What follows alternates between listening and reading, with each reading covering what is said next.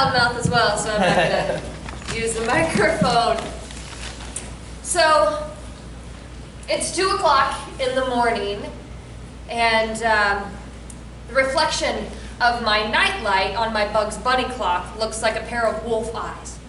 Nice. And the 3-foot-tall kid sister doll in the corner with one of her eyes glued shut, she's winking at me. That appears like it's a nice gesture, but I know what she's thinking.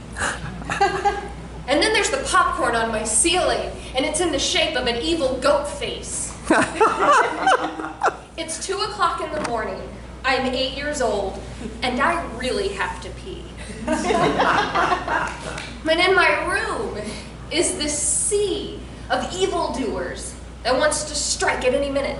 But the most evil of them all is the fascist dictator under my bed. See, he's the overlord of a society of monsters. Their only job is to kidnap me so they can take me to the fascist dictator and he can eat my face. But I'm a diplomatic 8-year-old. I'm actually really into politics. It's 1992. I plan on voting for Ross Perot. Woo! That's mostly because of the Dana Carvey impression on SNL. Also because of his ears. I think ears are an important feature of the president. That's why I voted for Obama twice. So in my diplomacy, I cut a deal with the monsters.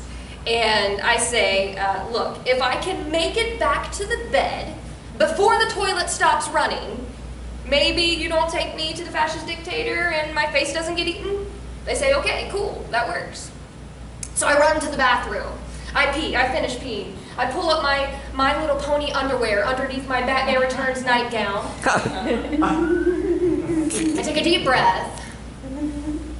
And I flush the toilet, and I run back to bed, and I get under the covers, and I'm trying to hear the toilet over the sound of my pounding heart and my asthmatic breath.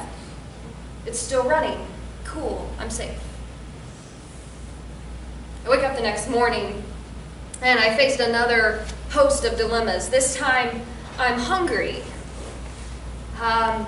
But if the food isn't prepared in the right way, and if I don't eat it in the right way, and it's not presented to me in the right way, terrible things will happen. My family could die, I could die, everyone could die.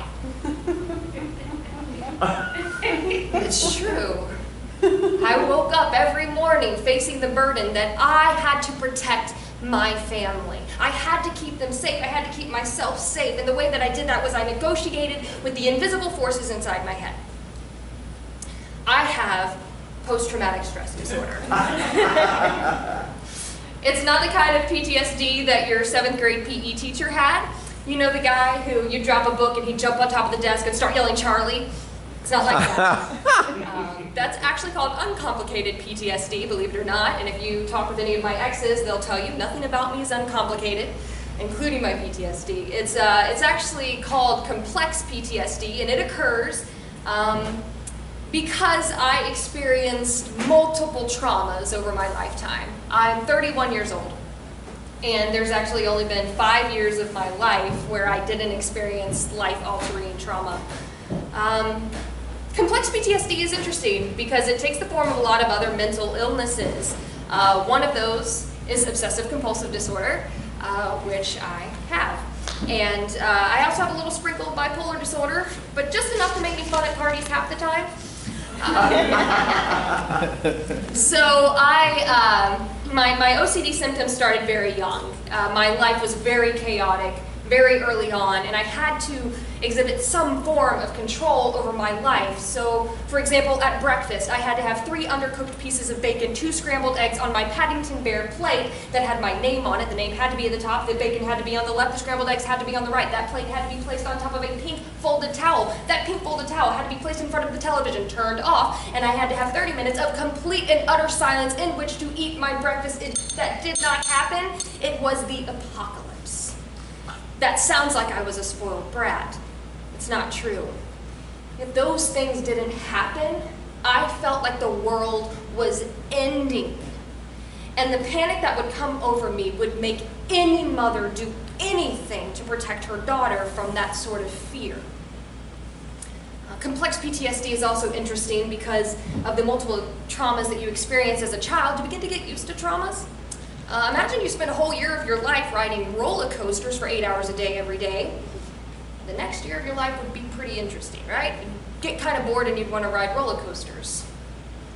So, in my adult life, I didn't necessarily set myself up for safety.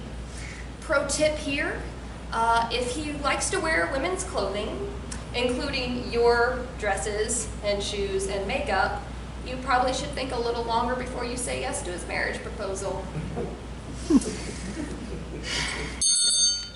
So my complex PTSD interferes with my life in a lot of different ways. The things that are easy for average people are not necessarily easy for me. Sometimes it's really hard to get out of my bed because I have to convince myself that all the food in the refrigerator is not poisoned and the cleaning products in the bathtub will not eat the flesh of my feet. Sometimes I have to do that, and it takes a really long time, and the rituals to stop destruction take a long time, and when those rituals go wrong, wow, that takes all day. But my complex PTSD is kind of a gift, because I'm a writer, and I'm an actress, I'm a stand-up comedian, and I'm a researcher. And for those things, you have to be hyper-vigilant. You have to see, and smell, and taste, and hear everything, and I do. And because of that, I can create interesting characters, and bits, and scenes, and stories. So I'm grateful for my PTSD. Every day I fight the battle of the fascist dictator under my bed, but I also use my vivid imagination that created that fascist dictator to make a living. Thank you.